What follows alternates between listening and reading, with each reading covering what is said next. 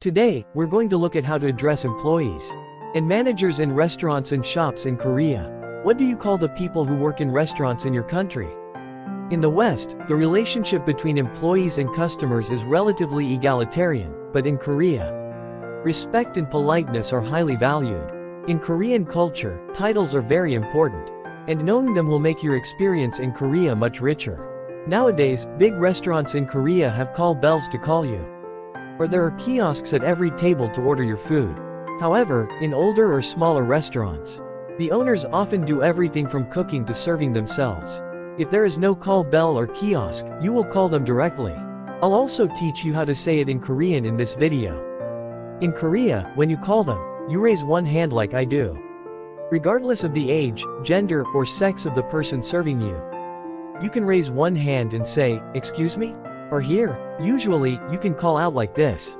For the boss, you say Mr. Boss. And then there's the special way of addressing people. Since ancient times, people with the same surname have lived together in Korea.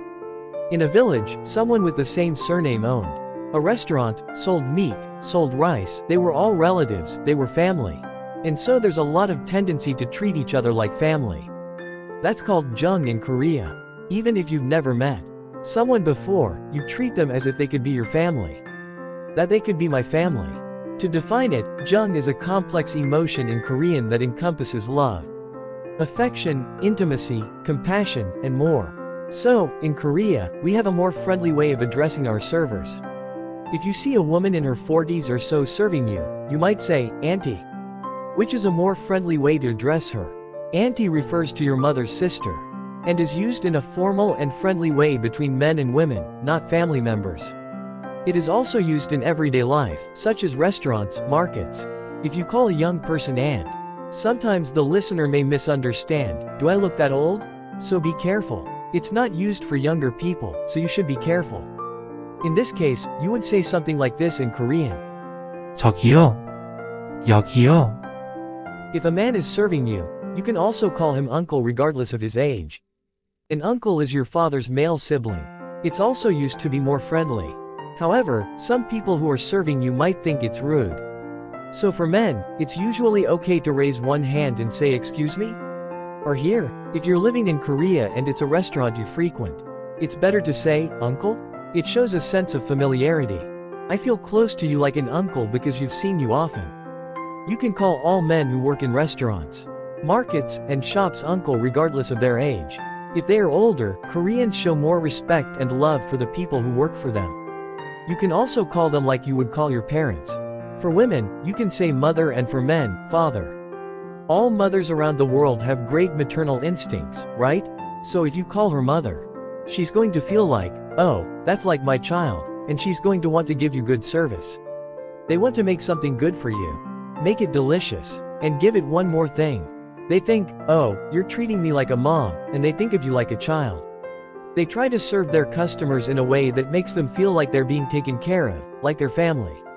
I also talk to my customers about their daily lives and laugh at their small mistakes, just like a real mother would. In some restaurants, they even wrap side dishes for customers to take home and eat, or give out fruit.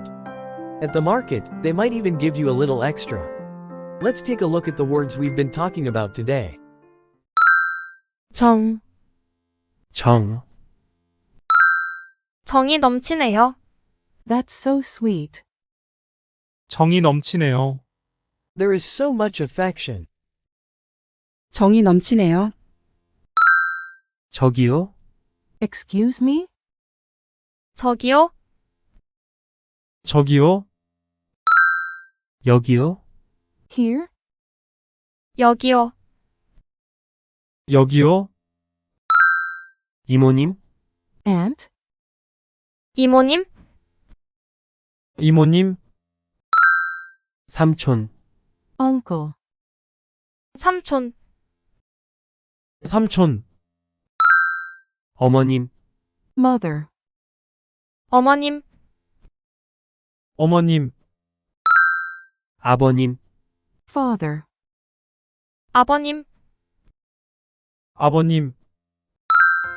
Jung is an important element of Korean culture that creates deep bonds between people.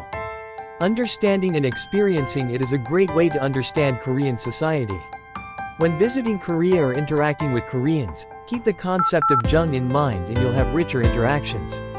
I hope you can feel the Korean spirit and be happy in Korea. Today, we learned about the Korean language, how to address people who work in restaurants and shops. I'll share more about Korea with you next time. Bye.